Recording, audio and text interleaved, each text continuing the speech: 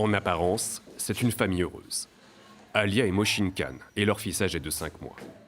Pourtant, en 2020, Moshin, musulman, a été accusé à tort d'avoir converti de force sa femme hindoue à l'islam. Il a passé 1 mois et demi en détention. On m'a accusé de mener un love jihad. Pourquoi crie-t-il au love jihad? Nous nous sommes juste mariés par amour. Nous n'avons commis aucun crime. Ce n'était pas un mariage forcé. Je ne lui ai mis aucune pression et encore moins menacé. Le love jihad, ou djihad de l'amour en français. Une théorie conspirationniste inventée par l'extrême droite indienne et selon laquelle des hommes musulmans épouseraient des femmes dans le but de les convertir à l'islam et de remplacer la majorité hindoue du pays. Cette thèse islamophobe fait pourtant l'objet d'une loi en Uttar Pradesh, un État du nord de l'Inde où vivent Moshin et Alia. Son but, criminaliser les mariages interreligieux et les conversions, d'une peine pouvant aller jusqu'à 10 ans de prison. Après l'arrestation de son mari, Alia a dû faire face à des pressions de jeunes militants appartenant à un mouvement extrémiste hindou ultra-violent. 4 jeunes de ce groupe sont venus chez moi. Ils m'ont posé énormément de questions et à la fin, ils m'ont poussé à accuser mon mari. Ils étaient très menaçants. Ils me disaient qu'ils lui feraient du mal et voire même qu'ils étaient capables de le tuer. Si elle avait cédé à leur pression, j'aurais passé des années en prison, 6 ou 7, voire plus. Avec ce gouvernement au pouvoir, ils se sentent invincibles. Ils font ce qu'ils veulent. Rien qu'en 2021, près de 200 hommes ont été arrêtés, souvent après une dénonciation calomnieuse. À l'origine de cette loi, le BJP, le parti nationaliste du Premier ministre Narendra Modi. En quelques années à peine, le BJP a fait de l'Uttar Pradesh un État de 240 millions d'habitants, le laboratoire de son projet politico-religieux. Son nom, l'Hindutva, l'idée selon laquelle l'Inde est une nation avant tout hindoue, au détriment des autres religions.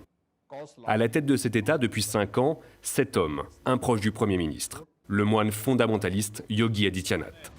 Au nom de la défense des valeurs de l'hindouisme, il a multiplié les mesures controversées. Interdiction de vendre de la viande autour des temples, fermeture des abattoirs. Des secteurs en majorité tenus par la communauté musulmane. Dans la ville de Kanpur, réputée pour son industrie du cuir, près de la moitié des 400 tanneries sont à l'arrêt. Peaux de bêtes entassées, machines sous-scellées. 2 millions de travailleurs dépendent de cet artisanat. Beaucoup de personnes travaillaient ici, mais maintenant ça ressemble à un cimetière. Nayer Jamal fabrique des ceintures pour les policiers et les militaires de tout le pays. Les stocks sont abîmés et secs. Pour cet artisan, la fermeture des tanneries est un prétexte pour s'en prendre à la minorité musulmane à la tête de la filière bovine du pays.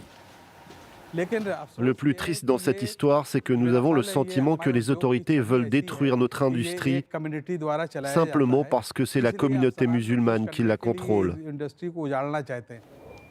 À l'inverse, le gouvernement indien multiplie les projets à destination de la majorité hindoue du pays.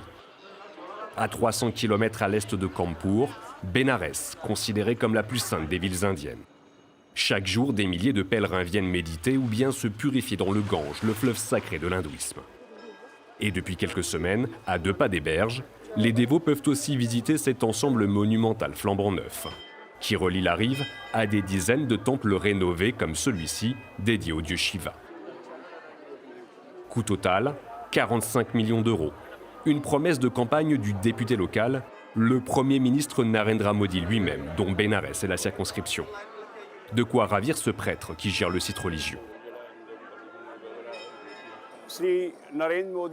L'inauguration de ce lieu par notre Premier ministre, l'honorable Narendra Modi, a été un événement fantastique pour notre culture. Tous les hindous du pays seront impressionnés par ces temples quand ils viendront en pèlerinage. Une inauguration en grande pompe, retransmise en direct par toutes les chaînes de télévision indiennes. Une cérémonie religieuse durant laquelle le Premier ministre a prié avant de s'immerger dans le Gange. Dans son discours, Narendra Modi convoque l'histoire en s'attaquant à Aurangzeb, un empereur musulman du XVIIe siècle, coupable à ses yeux d'avoir voulu détruire la civilisation indienne. Les envahisseurs ont attaqué cette ville et ont essayé de la détruire. L'histoire témoigne des atrocités et de la terreur exercée par Aurangzeb, un homme qui a essayé de changer la civilisation par la force de l'épée, qui a essayé de piétiner notre culture avec son fanatisme. Redonner à l'Inde sa grandeur passée, Un message clairement adressé à son électorat à la veille d'importantes élections régionales. Je voterai pour le BJP car ce sont les seuls à protéger notre culture indienne et à donner de l'importance à l'hindouisme. Tout ce qu'il fait et tout ce qu'il dit valorise les hindous. Il nous unit et nous rend fiers de qui nous sommes. Ces dernières années, plusieurs rapports d'ONG internationales ont dénoncé un climat de haine grandissant dans le pays et une explosion du nombre d'attaques contre des minorités religieuses.